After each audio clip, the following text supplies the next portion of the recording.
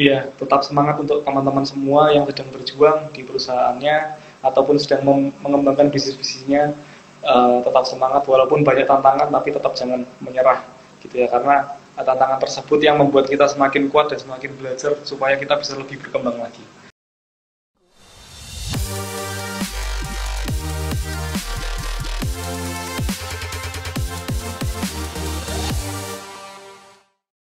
Halo semua, selamat malam. Balik lagi ya, Senin malam seperti biasa kita gabung lagi di The Ngobis, yaitu The Consulting, ngobrol bisnis. Nah, hari ini seperti biasa ya, kita akan kedatangan tamu-tamu yang spesial ya.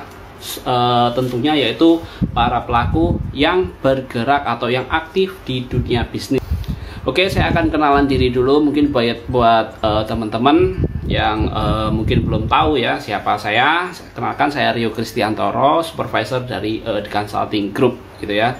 Nah, untuk malam hari ini, kita akan membahas tentang tantangan dan juga strategi gitu ya berbisnis di kemitraan bakery ya. Jadi untuk para teman-teman yang mungkin malam hari ini bergerak di bisnis bakery ya, mungkin banyak nanti tips-tips dan juga strateginya tentunya oleh para ahli yang akan bergabung di The Consulting malam hari ini. Nah, pengen tahu nih siapa sih tamu kita malam hari ini? Saya perkenalkan, yaitu Bapak Afwan Syahdana ya. Afwan Syahdana. Nah, beliau ini adalah marketing director dari Roti Gembong Gede ya. Jadi buat teman-teman mungkin yang sudah tahu nih Roti Gembong Gede. Nah, beliau ini adalah salah satu founder, bisa juga dibilang gitu ya, director dari Roti Gembong Gede. Mungkin tidak perlu lama lagi, saya akan undang untuk beliau untuk join ya. Oke, halo malam Pak Afwan. Selamat malam Mas. Halo, gimana kabarnya hari ini Pak? Alhamdulillah, semangat. Alhamdulillah sehat ya, semangat dan juga sehat ya. Oke, semoga kita malam ini ngobrol santai bisa menginspirasi teman-teman yang bisa join online ya, tentunya di bidang di bakery gitu ya. Ya, iya Mas. Oke, mungkin sebelum kita ngobrol lebih jauh, boleh nih perkenalan dulu ya dari Pak Afwan ini ya, buat teman-teman semua. Ya, selamat malam teman-teman semua. Nama saya Afwan Syahdana Kusuma. Alhamdulillah saya menjabat menjadi direktur marketing di Roti Gembong Gede. Salam kenal untuk semuanya.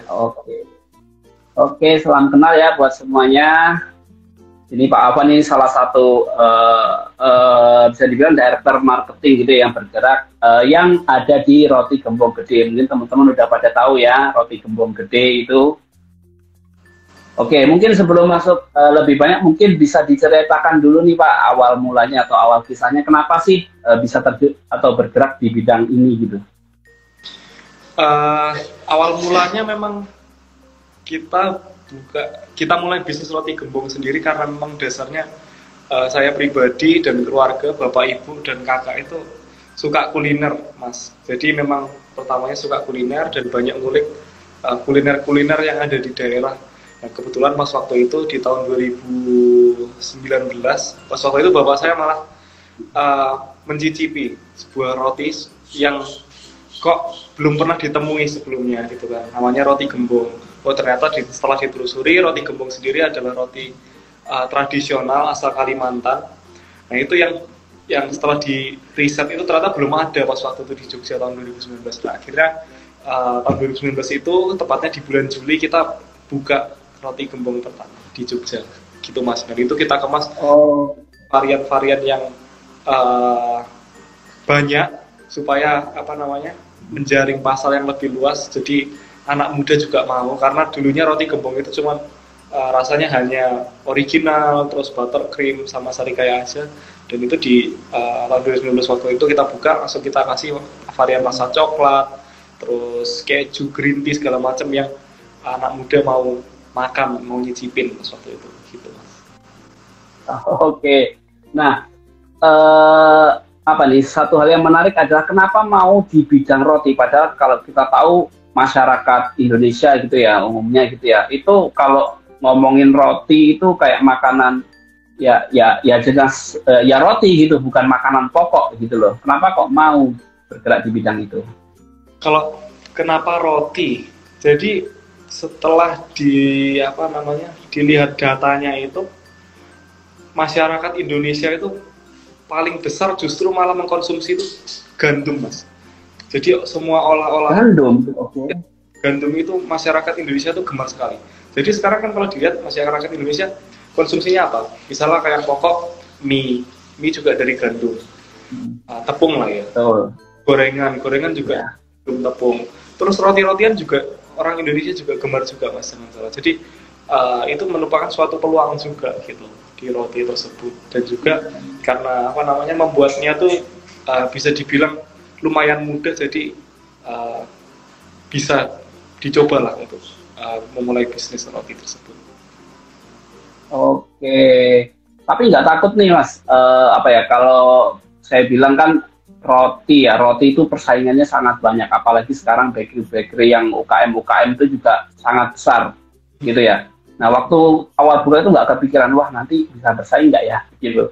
Kalau dulu memang kami bukanya tuh karena langsung terfokus pada kategorinya roti gembong saja, Mas. Jadi kita nggak terlalu melirik ke roti secara umum, kita hanya lihatnya adalah roti gembong aja, sangat spesifik di roti gembong. Oh, ternyata kok roti gembong ini belum banyak ya di Jawa Tengah, bahkan di Jogja belum ada gitu.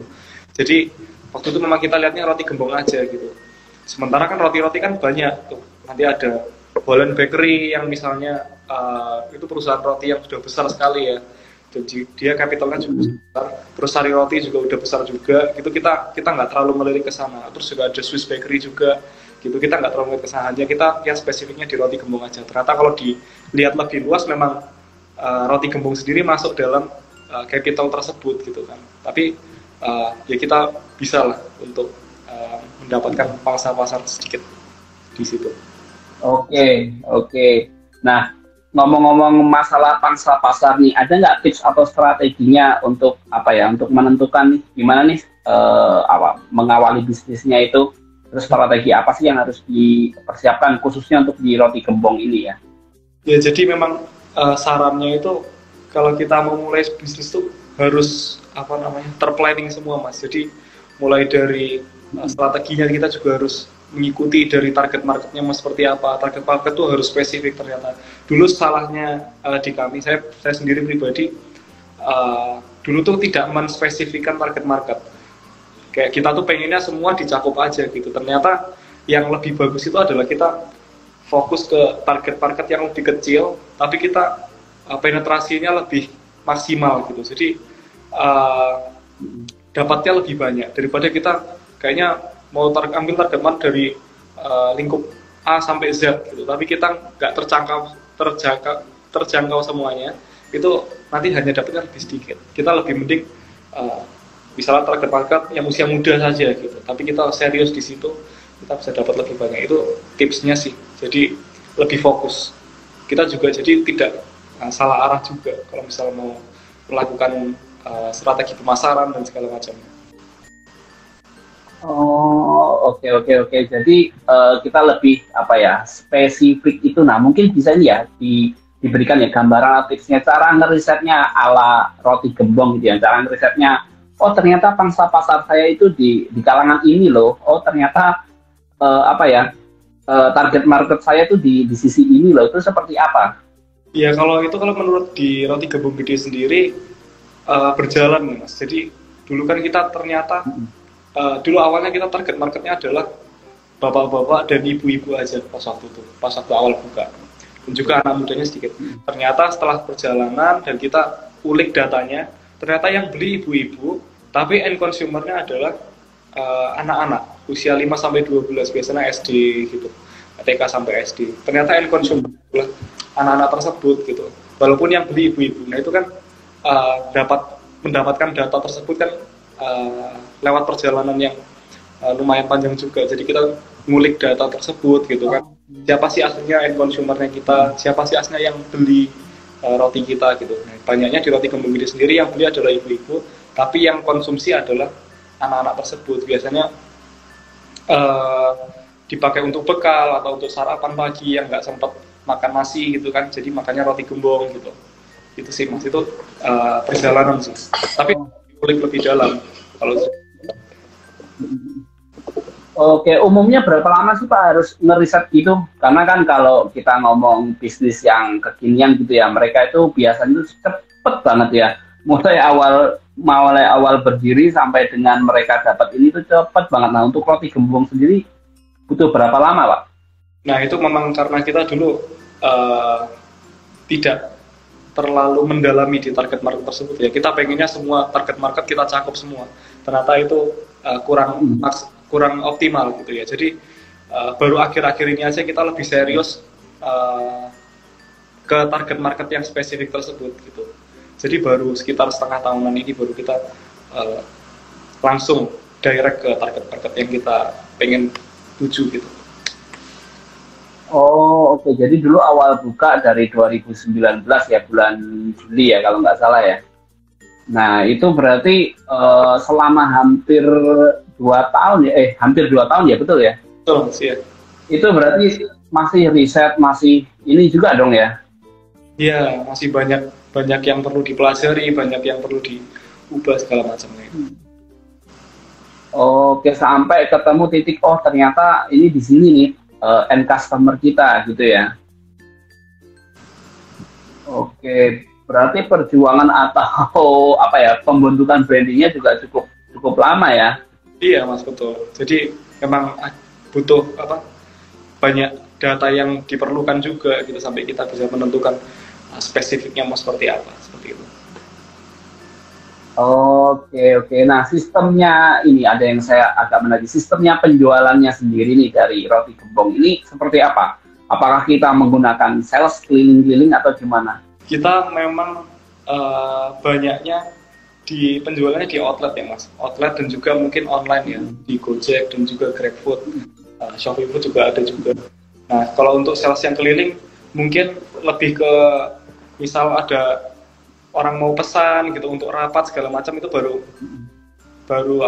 kita salesnya masuk ke instansi-instansi tersebut. Tapi kalau misalnya untuk jual satuan, kita lebih ke outlet tersebut sih. Jadi memang kita banyak outlet tersebar, misalnya di Jogja juga ada 25 outlet, di beberapa daerah ada outlet juga. Nah, itu kita lebih ke fokus ke outlet tersebut. Nah, itu penempatannya didekatkan ke instansi-instansi atau ke pasar atau ke dekat perumahan gitu supaya mudah dijangkau oleh target market kita. Oh, oke. Nah, menurut pengalamannya dari Pak Afan ini ya, kalau ngomongin strategi bisnis, kita kan banyak ya kategori atau metode-metodenya. Nah, yang paling efektif sendiri di zaman era yang sekarang ini ya, serba digital, apakah kemitraan itu masih cukup menjanjikan? Kalau menurut saya pribadi, kemitraan masih lebih baik ketimbang franchise. Menurut opini saya pribadi ya Mas, karena kalau kemitraan kerjasama ya antara kita pemilik brand dan juga mitra atau investor. Jadi tidak yang seakan-akan kayak kita jual franchise itu kayak jual brand. Jadi kita cuma bangun brand aja terus kita jual tanpa bahasanya tuh kayak enggak ngaruh-ngaruh kayak gitu ya. Di franchise kan biasanya cuma udah dikasih resep terus dikasih brand udah lepas gitu. Nah, kalau di mitra ini kita enggak, kita pengennya kayak kerjasama. Dan itu juga tujuannya kayak long term untuk bertahun-tahun gitu. Kita pengennya long term sih, walaupun minusnya kadang-kadang ada mungkin yang toko yang belum berkembang gitu kan. Berkembang itu kita tetap gimana caranya memaksimalkan omset toko tersebut, walaupun apalagi kalau di kita kan kalau ke mitra itu gross ya Mas, kita kasihnya gross. Jadi mitra tidak terpengaruh untuk dari performa toko, misalnya tokonya itu minus atau apa, mitra tetap dapat gitu. Kalau kita di manajemen itu sih kekurangannya, kalau misalnya tokonya belum berkembang, yang nomboin itu dari manajemen gitu maksudnya Mas. Itu. Oke. Tapi kalau untuk mitra insya Allah berapa pun tetap dapat income gitu. Oh, oke oke. Boleh kasih tips nggak? Gimana sih cara memilih mitra yang oke nih? Wah, ini kayaknya cocok menjadi mitra nih. Kalau mitra yang oke itu apa namanya? Ya kayak milih pacar berarti Mas kalau cari mitra yang oke. Jadi nggak kita, jadi kita apa namanya? Cari yang benar-benar tepat. Kalau cari yang benar-benar tepat mungkin kita nggak bisa buka banyak toko. Kita mungkin hanya buka sekitar 3 atau ya kalau misalnya cari yang tepat. Tapi kalau kita emang pengennya kita buka banyak ya kita mau nggak mau filternya jadi nggak terlalu spesifik Mas. Kita filternya tetap ya udah asal mungkin oke ini kita bisa bareng-bareng maju gitu kita baru bisa nggak terlalu spesifik itu kita bisa buka banyak. Tapi kalau misalnya mau yang oke banget itu mungkin nanti sangat spesifik dan tokonya kita bukanya hanya sedikit. Oh, oke. Jadi lebih baik buka toko banyak ya, meskipun beberapa mungkin ada yang minus-minus lah. Kalau menurut saya harusnya bagusnya buka yang sedikit itu Mas, tapi nanti berkembangnya lama. Konsekuensinya seperti itu. Oh, jadi ada plus minus sendiri ya ketika kita kemitraan langsung banyak. Betul. Itu mungkin berkembangnya cepat, tapi kalau sedikit mungkin kita bisa lebih profit, tapi untuk berkembang dari produknya sendiri bisa lama gitu ya. Iya Mas, tapi kalau misal aman sih tetap mestinya kita berkembangnya dari sedikit-sedikit, tapi apa namanya bagus gitu. Kita sama mitra juga bagus gitu. Jadi lebih ke kualitatif timbang kuantitatif. Oh, oke. Jadi menjaga hubungan juga ya, berarti ya nggak bisa kita sembarangan asal taruh. Bagusnya seperti itu Mas ya. Oke, jadi pelan tapi tahu-tahu udah ngumpul sekian cabang gitu ya. Iya. Oke, mungkin buat teman-teman yang online pengen tanya-tanya silahkan ya, boleh ya di kolom komentar nanti kita jawab satu per satu gitu ya. Nah, oke, ada yang satu hal yang menarik menurut saya di mana tadi Roti Gembong Gede ini kan buka mulai Juli nih 2019, otomatis pasti dong mengalami yang namanya pandemi toh. Nah, strategi atau hal apa sih yang dilakukan supaya bisa survive di masa-masa itu? Kalau di Roti Gembong Gede sendiri malah kita justru lebih berkembang pas lagi pandemi Mas. Jadi kita banget malah pas pandemi. Jadi dari kita buka hanya 2 toko, pas waktu pandemi kita langsung buka banyak gitu. Mungkin karena kalau orang-orang itu kan kalau di rumah banyak nyemil. Jadi di penjualan di roti atau makanan ringan segala macam itu meningkat gitu Mas. Jadi konsumsi itu banyak. Jadi kalau misalnya sekarang kan udah mulai aktif tuh, sekolah udah aktif, apa namanya perkantoran juga udah mulai aktif. Itu kalau untuk nyemilnya menurut datanya berkurang gitu Mas. Jadi untuk pandemi itu justru malah kayak Roti Gembong Gede sendiri itu malah naik penjualannya gitu Mas. Walaupun kayak di awalnya banget kan pasti pas peralihan dari nggak pandemi terus ke pandemi itu kan kaget, jadi pasti turun banget pas waktu itu. Jadi dulu pas waktu ada satu toko itu udah jual hampir 240 itu turun lagi jadi sekitar 80-an roti.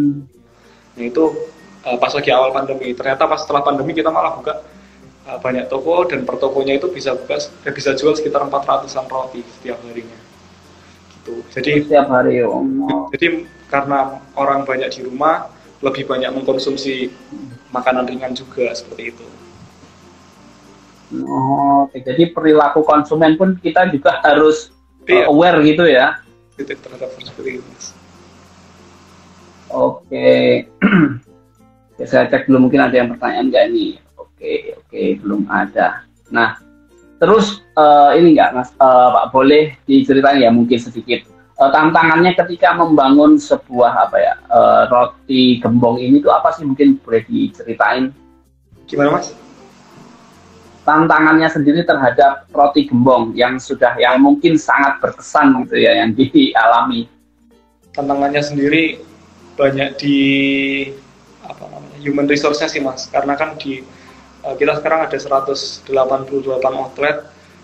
Per outletnya hanya ada sekitar 5-7 karyawan, jadi banyak sekali karyawan yang ada di lapangan dan juga ada di kantor juga. Nah itu gimana caranya menstandarkan semua itu sih tantangan terbesarnya, gimana caranya outlet A itu standarnya sama dengan outlet B, gimana kan juga kadang-kadang berbeda daerah kan juga perilakunya, karyawan juga berbeda-beda. Misalnya orang Jawa Tengah dengan orang Jawa Barat itu kan beda perilaku karyawannya seperti itu. Jadi kadang kalau misalnya ada karyawan yang di toko ini kok bagus, jadi performa tokonya bagus. Kalau yang di toko B kok timnya tuh kayak nggak solid dan banyak yang neko-neko, itu nanti juga pengaruhnya ke performa tokonya juga turun juga mas, seperti itu. Nah, itu yang gimana caranya, tantangan terbesar kita gimana caranya semua toko itu memiliki kualitas karyawan yang bagus, jadi performa tokonya juga sesuai yang diharapkan. Itu tantangan terbesar sih. Oh oke. Nah caranya sendiri untuk melakukan itu Pak, untuk menstandarkan sendiri dari outlet satu ke outlet yang lain, itu seperti apa saja sih yang dilakukan gitu? Yang sudah dilakukan sementara ini sih, kita udah menunjukkan beberapa tim supervisor ya mas, tapi dirasa masih belum efektif gitu. Jadi kita masih ulik gimana caranya semua bisa standar seperti yang sekarang ini yang sedang berjalan.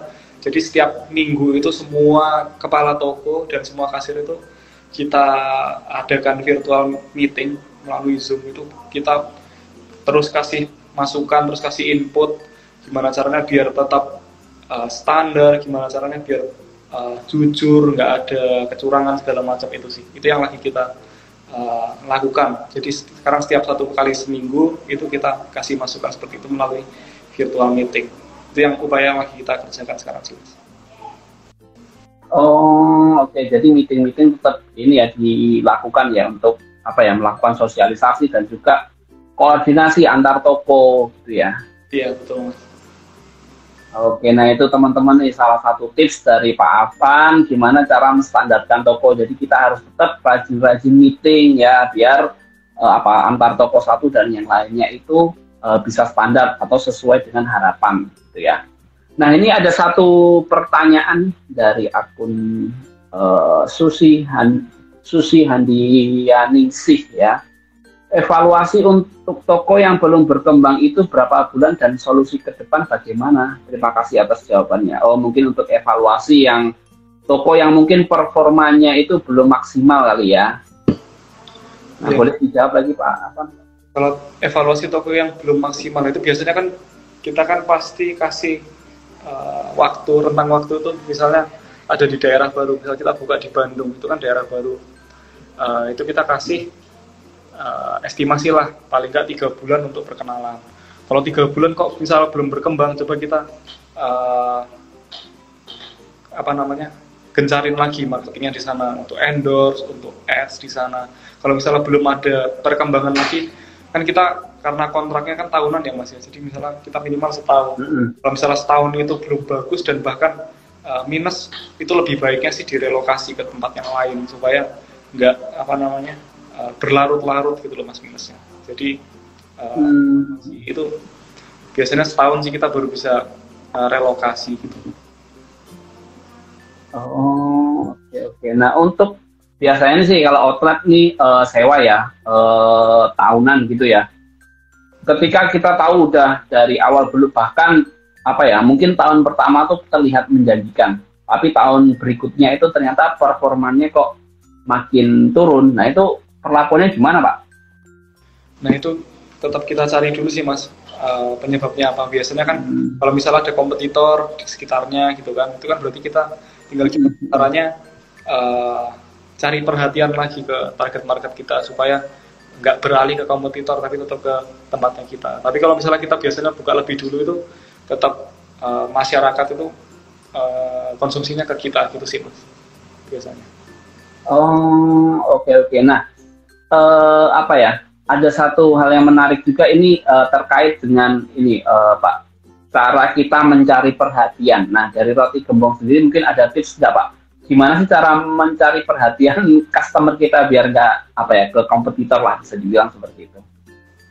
Kalau itu sih kita tinggal pinter-pinter buat bahan iklan ya mas. Kalau seperti di Roti Gembong Gede sendiri kan kita konsepnya memang unik. Jadi dari iklan-iklannya sendiri itu kan konsepnya vintage, seperti lawas-lawas gitu. Kita pernah bikin iklan seperti Konggua, terus iklan-iklan kita juga banyaknya nyeleneh gitu mas bahasanya. Misalnya orang gondrong itu kan pakai sarungan gitu, pakai kaos putih, terus ibu-ibunya pakai daster gitu sih. Jadi unik lah, nggak seperti yang lain. Seperti yang lain biasanya kan lebih ke yang modern, yang kece gitu kan. Misalnya outfitnya juga kita lebih ke yang vintage nyeleneh, itu malah menjadi perhatian gitu karena berbeda dari yang lain gitu sih Mas. Yang penting Oke, kadang sesuatu yang berbeda juga bisa memberi perhatian berarti ya. iya. Oke, terus itu tadi ada satu lagi pertanyaan dari Debbie_Sos. Selamat malam Pak Afwan, jika outlet dengan omset oke, apakah ada resiko untuk minus dan cara mensiasatinya? Terima kasih. Langsung jawab ya Mas ya? Ya, silahkan Pak. Ya, kalau omset oke, tapi kemungkinan minus ya pasti ada. Jadi kadang-kadang kalau minus itu kan kalau pembelanjaan suatu toko itu lebih besar daripada pendapatannya. Nah, secara apa namanya persentasi yang paling besar itu kan pasti bahan baku atau COGS. Nah itu yang biasanya meningkat itu apabila harga bahan baku naik atau misalnya banyak waste, itu juga menaikkan COGS. Nah terus dari apa namanya gaji karyawan itu juga termasuk dalam COGS. Kadang-kadang kalau misalnya kita punya karyawan itu terlalu banyak daripada penjualannya, itu juga resiko minus. Kita beberapa toko juga ada yang seperti itu. Jadi ada toko yang misalnya penjualannya hanya sekitar 200 roti setiap harinya, tapi kita punya karyawan sekitar 8-10, itu kan terlalu banyak. Nah, itu bisa kadang-kadang juga banyak karyawan yang kecurangan juga, melakukan kecurangan di toko, misalnya jual roti apa namanya yang berselai tapi jualnya hanya original, itu kan juga tentu membuat perusahaan juga rugi juga. Nah itu yang harus diawasi juga oleh perusahaan supaya karyawan itu tidak bertindak curang seperti itu gitu. Jadi banyak sekali, banyak peluangnya. Oke, peluang minus itu cukup banyak. Jadi omset oke pun tidak menjamin kalau kita nggak bakalan minus ya. Iya, betul. Oke, mungkin ada tips pengelolaannya Pak. Mungkin buat teman-teman yang bingung nih. Ini omset oke saya tapi kok gini ya, atau indikator ini potensi bakalan minus apa sih gitu. Nah kalau indikator tersebut tetap harus dilihat dari apa namanya keuangannya sih, dari finance-nya. Jadi kita kalau misalnya kita udah pakai pembukuannya itu yang tepat, nanti kita bisa lebih sensitif untuk melihat yang seperti itu. Misalnya, oh naiknya kok di COGS, ya berarti yang perlu di tulis adalah yang di COGS-nya. Atau kalau dilihat yang banyak itu adalah dari marketingnya, oh berarti yang harus dikurangi budgetnya adalah di marketingnya. Oh ternyata kok waste-nya banyak sekali, berarti yang harus dikurangi adalah waste-nya, seperti itu sih. Jadi untuk dari keuangan sendiri itu banyak memberikan informasi kepada perusahaan untuk apa yang harus dilakukan. Oke. Nah itu teman-teman ya, salah satu tips juga gimana sih biar supaya outlet itu tetap oke. Jadi finance itu juga harus diperhatikan, jangan dilihat hanya dari omsetnya saja atau dari stoknya aja. Karena jualan banyak itu berarti belum tentu cuan juga berarti ya Pak Afwan ya? Iya betul Mas. Jadi harus benar-benar diperhatikan seluruh aspeknya gitu ya.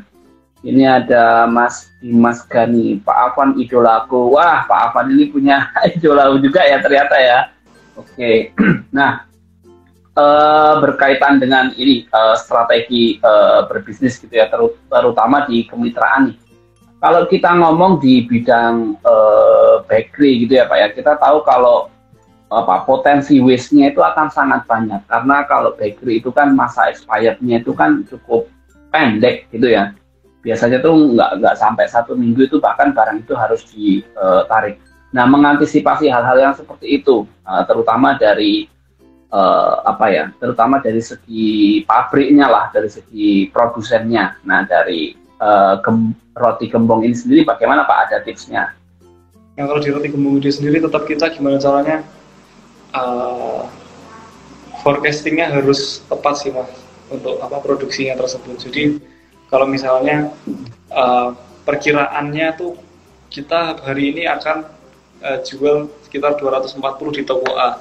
Itu kalau misalnya kita produksi 200 adonan itu kurang, tapi kalau 280 itu lebih sisa gitu.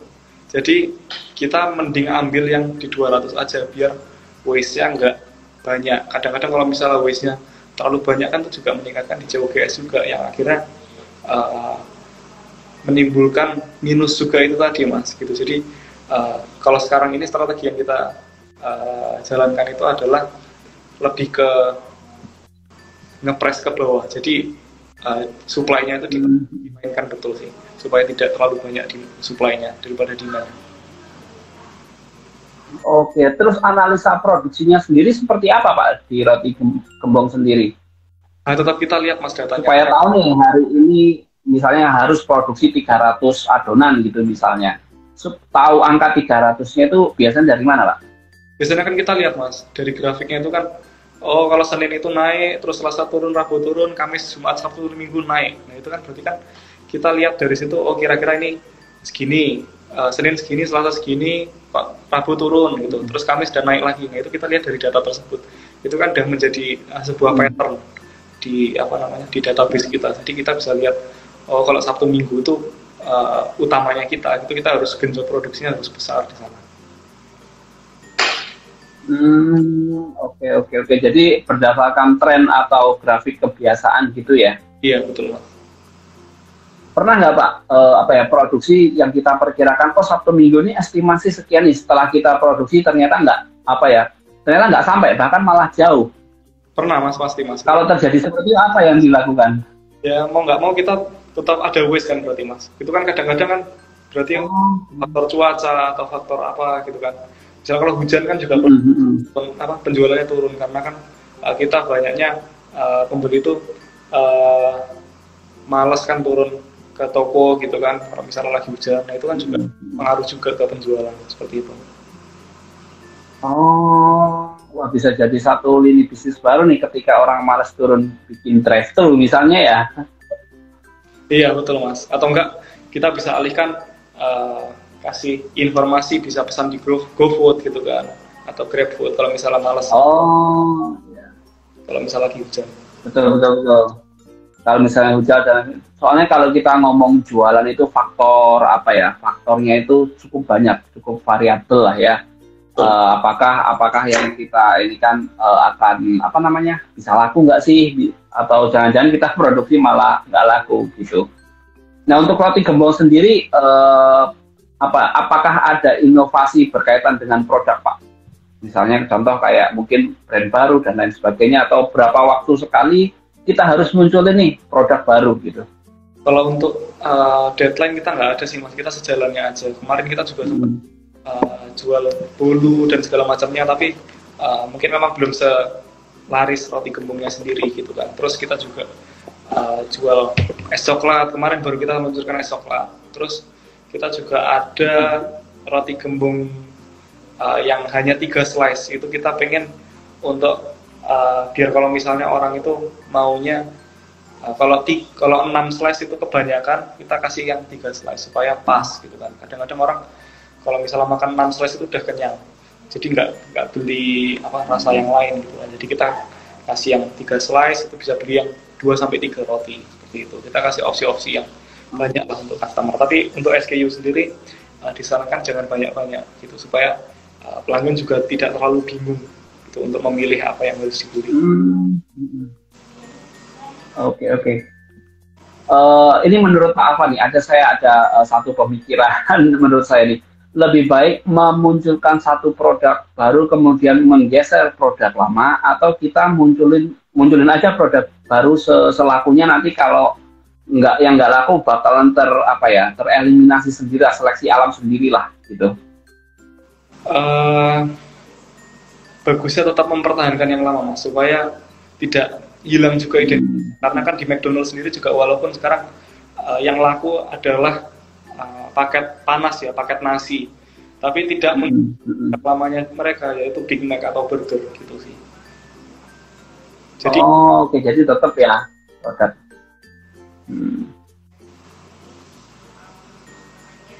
Oke. Jadi tetap produk lama tetap dijual supaya identitasnya tidak hilang. Iya betul Mas. Gitu ya. Oke, mungkin ada pertanyaan lagi dari teman-teman. Oke. Mungkin sudah nggak ada lagi. Oke, thank you Pak Afwan sudah nyempatin waktu buat ngobrol malam hari ini. Mungkin sebelum saya tutup bisa ngasih support lah buat teman-teman atau pesan-pesan gitu ya kepada teman-teman para UKM atau para pengusaha yang mungkin lagi survive saat ini. Iya, tetap semangat untuk teman-teman semua yang sedang berjuang di perusahaannya ataupun sedang mengembangkan bisnis-bisnisnya. Tetap semangat walaupun banyak tantangan, tapi tetap jangan menyerah gitu ya, karena tantangan tersebut yang membuat kita semakin kuat dan semakin belajar supaya kita bisa lebih berkembang lagi. Seperti itu Mas. Oke, thank you Pak Afwan atas waktunya pada malam hari ini kita ngobrol. Buat teman-teman yang pengen lihat lagi gitu ya rekaman kali ini, bisa lihat di IG dari Pak Afwan sendiri, yaitu di alamat IG-nya adalah Afwan, bisa disebutkan enggak? Afwan Syahdana. Oke, Afwan Syahdana, dan juga di theconsulting.id gitu ya teman-teman. Oke, thank you Pak Afwan atas waktunya pada malam hari ini. Salam sehat selalu. Semoga kita bisa bertemu lagi di lain kesempatan. Terima kasih. Amin ya. Terima kasih. Selamat malam. Bye-bye.